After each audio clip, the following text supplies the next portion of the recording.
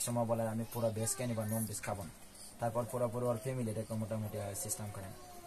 দেখো আমাদের মেন উদ্দেশ্য, তুমি একটা মাছ খাচ্ছ, মাছ থেকে রক্ত বের হচ্ছে, তার মানে একটা পশুর প্রতি তুমি হিংসা করছো। এখন যদি চাইলে তোমার মা তোমাকে মারতে পারবে, তোমার পাপা যদি মারে তাহলে তোমার মা কষ্ট পাচ্ছে কিনা? তাহলে একটা যখন পশুকে হত্যা করছো, সে পশুর মাটাও খান্না করছে কিনা? তাহলে সেটা ঠিক হচ্ছে আমাদের, দেখো ঠিক হচ্ছে। তোমার যখন হাতটা কেটে যাবে, হাতটা কাটার পর 2 দিন থাকার পরে ইনফেকশন হয়ে যায়, পুজো হয় কিনা? তো তুমি একটা মাছ কাটার পরে যখন তুমি মাছটা ধুতে যাবা, তার আত্মাটা থেকে যায়, মানে প্রাণটা থেকে যায়, তখন নাচানাচি করে, দেওয়ার পরে কিন্তু নাচানাচি করে, তার মানে তার দেহটা যাচ্ছে না, বুক খুব কষ্ট হচ্ছে। যখন আমরা ড্রাগস করছি, যখন আমাদের মরার আগে দেখবা আমি শেষ, মানে রাস্তাতে পড়ে আছি, বিভিন্ন ধরনের অ্যাক্সিডেন্ট হচ্ছে, রক্ত চলে আসছে, কেন হচ্ছে? এটা তার কারণ থেকে, এগুলো তার কর্ম ছিল, এই কারণে করছে। আর ভগবানের যারা ভক্ত এভাবে সাধু সঙ্গ করছে, হুট করে মরে গেছে, কেন? সবসময় ভগবানের চিন্তা ছিল, তুমি মরার আগে একলা জল নেওয়ার কথা ভাববা না, তুমি বাবা কিতা আমার ভাই কোথায় আছে, আমার বাবা কোথায় আছে, আমাদেরকে দেখতে চাই। আর যারা ভগবানের ভক্ত ওরা ভাববে যে ভাগবতমটা কোথায় আছে, গীতাটা কোথায় আছে, ভালোভাবে ভগবানের সেবা করবা, যেতে ভগবতমে যেতে করো, সেই চিন্তা ভাবনা থাকবে, বুঝতে পারছো? দেখো আমাদের প্রকৃত উদ্দেশ্য হচ্ছে সেটা। আমাদের যদি প্রকৃত উদ্দেশ্য সেইভাবে আমরা পালন করতে, ভগবান তুমি কি চাও? বাড়ি চাও, গাড়ি চাও, ধন চাও? বলেছে ন ধনং ন জনং ন সুন্দরী কবিতা বা জগদীশ কামা বলেছে, আমি ধনও চাই না, মনও চাই না, আমি রমণীয় চাই না। সেটা আপনার স্ত্রী পাদপদ্মের জন্মান্তরে আপনার দাসত্ব আমি নিত্য সেবা করতে চাই। তাহলে কেন তুমি দুর্গাপূজার সময় মা দুর্গার কাছে গিয়ে চাচ্ছ একটা খাবল ড্রেস নিয়ে, মানে একটা খাবল একটা ছেলে কিনে তুমি চাচ্ছ, মা দুর্গা আমাকে কেন চাচ্ছ? ধরো আমি একটা মেয়ে, ও একটা ছেলে, এটা আমি গিয়ে মা দুর্গার কাছে প্রার্থনা করছি যে মা দুর্গা যেটা আমাদের দুইজনের সারা জীবন যেতে একসঙ্গে আমরা থাকতে পারি।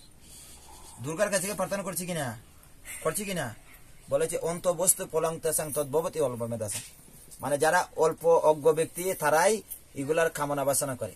উনি হচ্ছে দৈবী, মানে মায়া, দৈবী অশোকনী মায়া মম মায়ের। তুমি যদি একবার মায়ের প্রতি আসক্ত হয়ে যাও, তারপর মায়া থেকে আর দূর হতে পারবে না, বারংবার সেটাতে চাপাতে চাইবে। আর যদি সেই মায়া থেকে আমাদের অতিক্রম করতে হয়, তাহলে দূরে থাকতে হয়, তাহলে আমাদের কৃষ্ণ সেবা করতে হবে, যে কোনো একটা কৃষ্ণ সেবা করতে। কৃষ্ণ ভগবানের জন্য ফুল আনো, তারপরে তুলসীকে জল দাও, মন্দির মার্জনা করো, সবজি কেটে দাও, ভগবানের ড্রেস ধুয়ে দাও, তারপর হচ্ছে ভগবানের যত বাসন আছে এগুলো সেবা করো। মানে একটা যখন সেবা করবা তখন চিন্তা, এই বাবা যখন তুমি ভালো ড্রেসটা পরতে চাও, যদি একটু ময়লা থাকে তাহলে তুমি পরবা? দেখো এখন যদি তোমার শাড়িটা ভালোভাবে যদি শরীরে অ্যাডজাস্ট না হয়, তাহলে তোমার ভালো লাগবে না, ভালো লাগবে, সুন্দর লাগবে না। আর যদি তুমি ভালোভাবে পরে তাহলে তোমাকে ভালো লাগবে। আর যখন আমরা ভগবানের শুদ্ধ ভক্ত হয়ে যাই, আমাদের ফেসটা মেইন নয়, আমাদের আত্মাটা হচ্ছে মেইন, আমাদের আত্মাটা হচ্ছে মেইন। আমি কে? এখন যদি তোমাকে বলি তুমি কে, তার মানে বলবা আমি অমুক, না না, আমাদের আত্মাটাকে জানতে হবে। বলেছে বাসাংশী জীর্ণানি যথা বিহায় নবানি গৃহানি নরপরানি, মানে আমাদের কাপড়টা পুরাতন হয়ে যাবে, সেটা চেঞ্জ করে দেবে, কিন্তু আত্মা কখনো চেঞ্জ হবে? তাহলে প্রকৃতকে আমি না আত্মা? হ্যাঁ, আত্মা তোমরা জানতে, আত্মাটা কে জানো? হ্যাঁ, এতদিন তো ভাবছো আমি প্রকৃতি ক্রিয়া, মানে কর্ম, প্রকৃতি ক্রিয়া মানানি গুণে কর্মানি সর্বস্ব, মানে আমরা নিজের অহংকার বসে নিজেকে কর্তা মনে করি। মেঘালয়ের যে এখন আছে, যে ও আছে কাউন্সিলর আছে, যে এবার যে ও হয়েছে, মানে নির্বাচন হওয়ার পর যে ফাঁস করেছে, সে এখন এই এলাকার রাজা, সে যেটা বলছে সেটাই সে অন্যরা করছে। অনেক লোকরা দেখছে ফায়ার করে মারছে, গলা কেটে নিচ্ছে, বিভিন্ন ধরনের ও করছে, টর্চার করছে। কেন? ওদের বিরুদ্ধে কেউ লড়ার মতো নেই। কিন্তু যারা ভগবানের ভক্ত আছে, ভগবান বলেছে নৃসিংহদেব কি করেছিল, শ্রী চৈতন্য মহাপ্রভু যখন নবদ্বীপে কীর্তন করতে চাচ্ছিল, তখন ছাদ কাছি ওনাদেরকে বাধা দেয়, কীর্তন করতে দেয়নি। কিন্তু সবাই ভাবতো কি যে শ্রী চৈতন্য মহাপ্রভু একজন মানুষ, কিন্তু উনি মানুষ ছিলেন স্বয়ং ভগবান। কেন? আমাদের জড়জাগতিকের যে মানুষগুলো আছে তাদেরকে উদ্ধার করার জন্য সেই জগতে অবতীর্ণ হয়েছে। আর যে কলির যুগের যে উনি আসছে, এরকম আমরা এই সুযোগ আর আমরা পাবো না। দেখো মোটামুটি কলির যুগের অনেক বছর ফিরে গেছে না?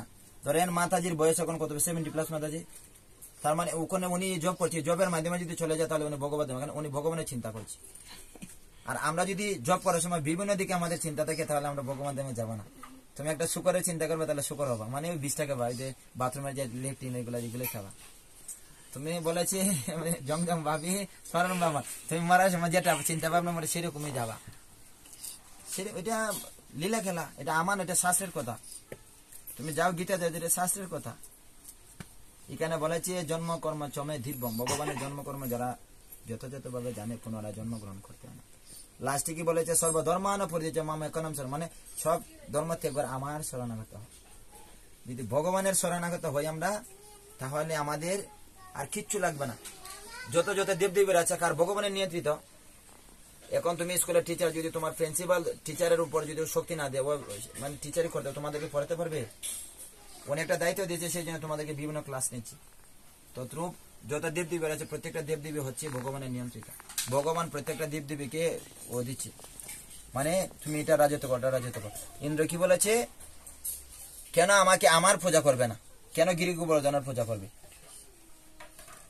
ইন্দ্র তো উনি তো বলছে আমার কেন, মানে আমাকে কেন পূজা করবে না, কেন একটা গিরিরাজ গোবর্ধনের কেন পূজা করবে বললো না।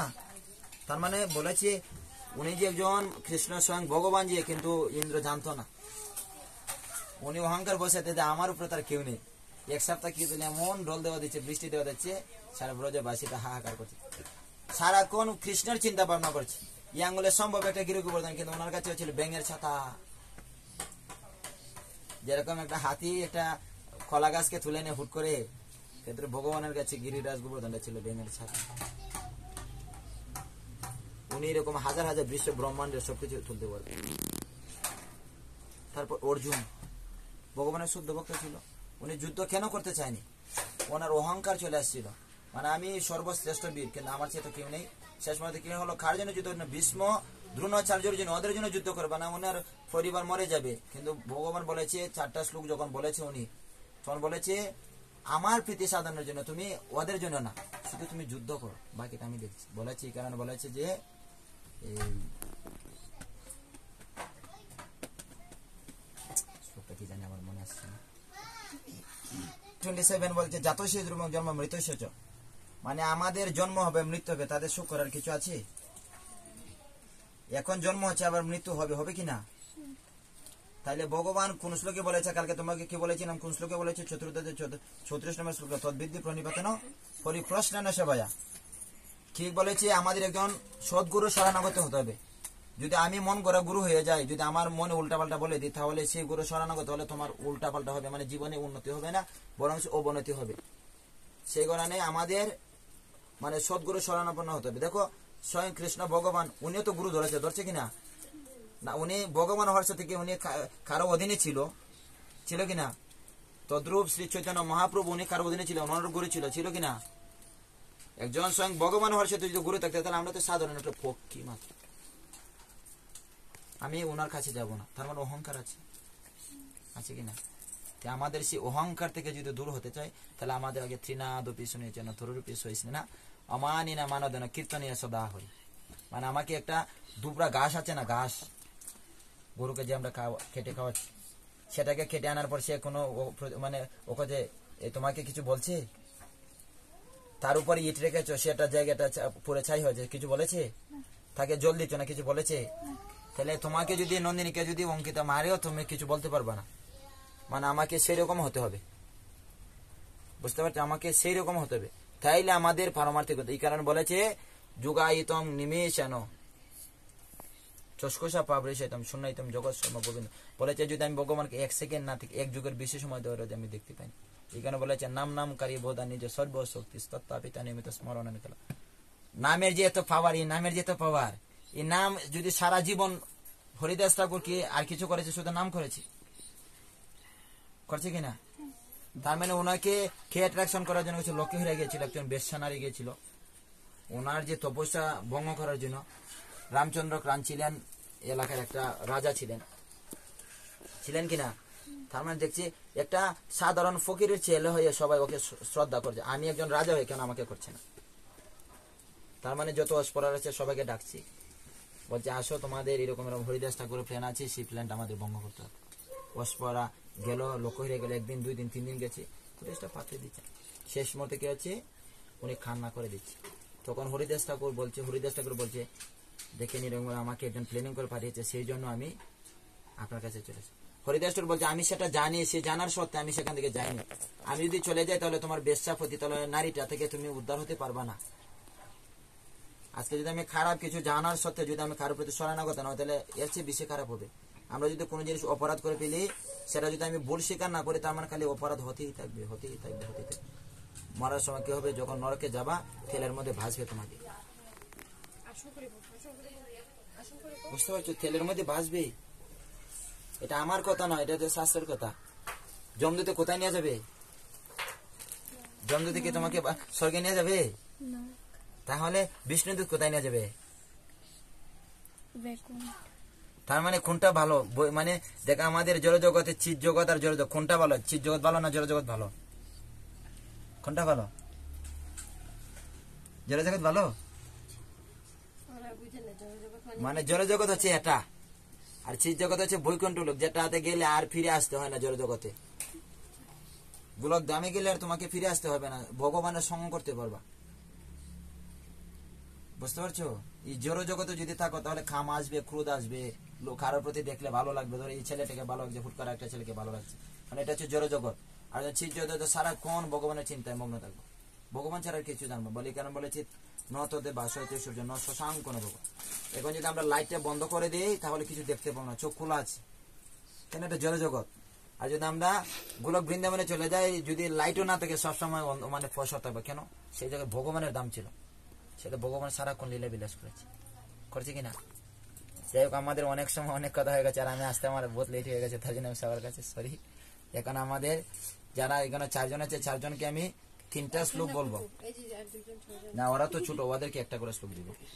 আমরা 4 জনকে 3টা শ্লোক দিব।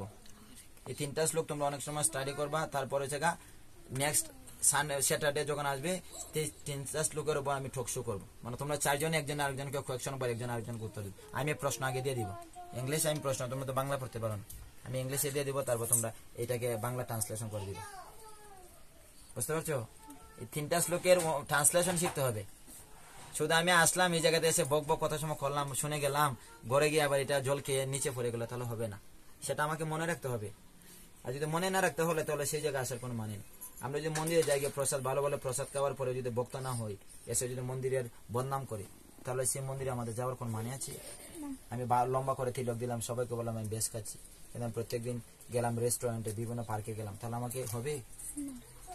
আমাকে সাধু সঙ্গ করতে হবে। যে সঙ্গ করলে শুধু তুমি যে এখন যদি তুমি ভক্ত হও, শুধু তুমি একলা ভক্ত না, আরো 10 জনকে ভক্ত বানাতে পারবা কিনা?